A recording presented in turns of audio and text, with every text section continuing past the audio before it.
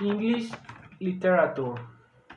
The body of writing was produced in the English language by inhabitants of the British Isles, including Ireland, from the 17th century to the present day. The major literatures writing in English outside the British Isles are treated separately under American literature, Australian literature, Canadian literature, and New Zealand literature. English literature has sometimes been stigmatized as insular. It can be argued that the single English novel attains the universality of the Russian writer Leo Tolstoy, War and Peace, or the French writer Gustave Flauber's Madame Bovary.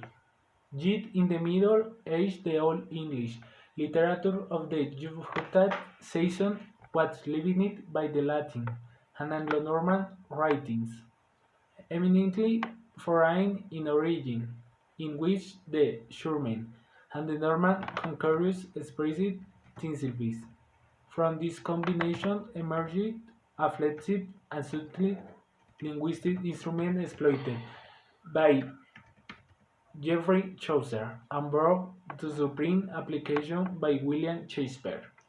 During the Renaissance, the renewed interest in classical learning and values an important effect on English literature, as on all the arts and ideas of Augustian literary propriety in the century and reverence in the century for a less specific, though still selectively viewed. Classical antiquity continued to shape the literature. A deal of these impulses derived from a foreign source, namely the Mediterranean basin. The decades of the late century and the moderns of the early 20th looked to continental European individuals and movements for inspiration. There was a tradition toward European intellectualism did in the late 20th century. For my myth, the approach known as structuralism, a phenomenon predominantly French and German in origin, influenced the very study of English literature itself in a host of published critical studies and university departments. Additional influence was exerted by the spontaneous analysis based largely on the work of French philosopher Jacques Derrida. 40 Further, Britain's past imperial activities around the globe continue to inspire literature, in some cases wistful, in other cases hostile. Finally, English literature has enjoyed a certain diffusion abroad, not only in predominantly English-speaking countries, but also in all those others where English is the first choice of study as a second language. English literature is therefore not so much insular as dished from the continental European tradition across the Channel. It is strong in all the conventional categories of the Wurzel list. In Shakespeare, it has a dramatic of world renown. His poetry, a Henry notorious resistant to adequate translation, and therefore difficult to compare it with the poetry of other literature. It is so peculiarly rich as the merit inclusion in the front rank. In this literature's humor has been fought as hard to convey to for name as poetry, if not more so.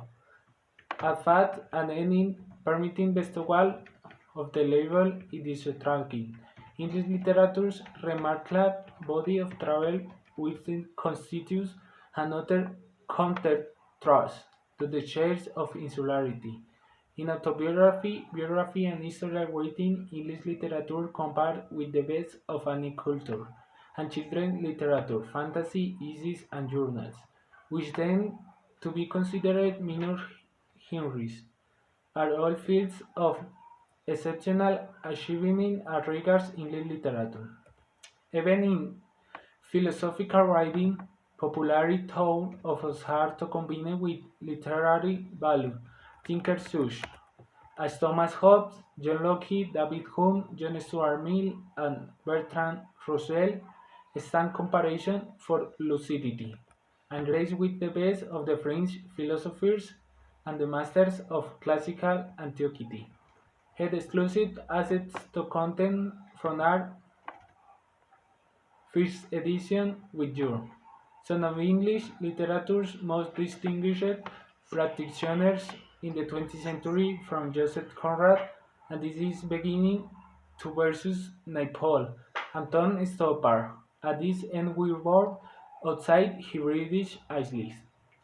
What is more, none of the aforementioned had as much in common with its adopted country as did, for instance, Doris Lessing and Peter Parker, two other distinguished reader immigrants to Britain, both having been born into a British family and having been brought up on British Commonwealth soil.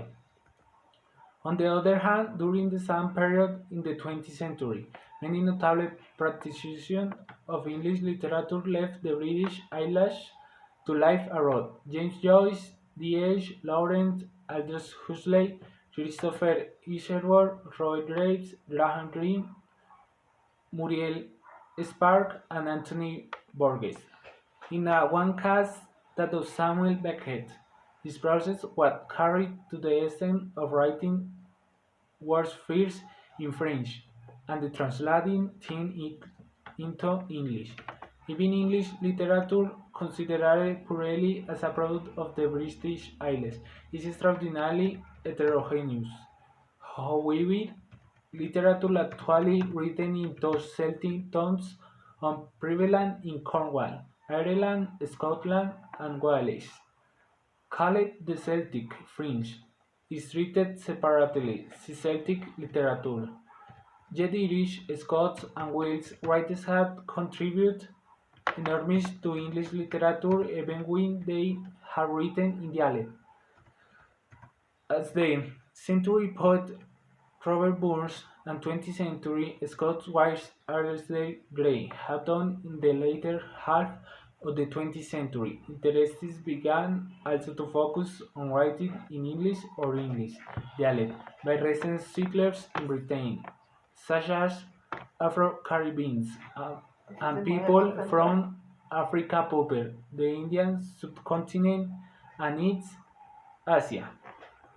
Even within England, culturally and historically, the dominant partner in the union of territories comprising Britain, literature has been as enriched by strongly provincial writers as by metropolitan ones.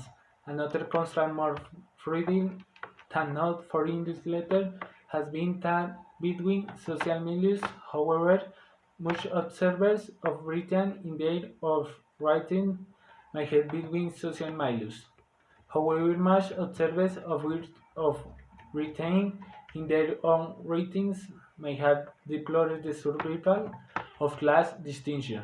As far back as medieval times, a courtly tradition in literature cross-fertilized with an earthed democratic one. Shakespeare Franklin juxtaposition of literature cross-fertilized with an earthy demotic on Shakespeare Franklin juxtaposition of royalty in one scene with plebeians in the next reflect a very British way of looking at society. This awareness of difference between high life and love, a state of affairs fertile in creative tension, is observable throughout the story of English literature. The editors of Encyclopedia Britannica. Ciao.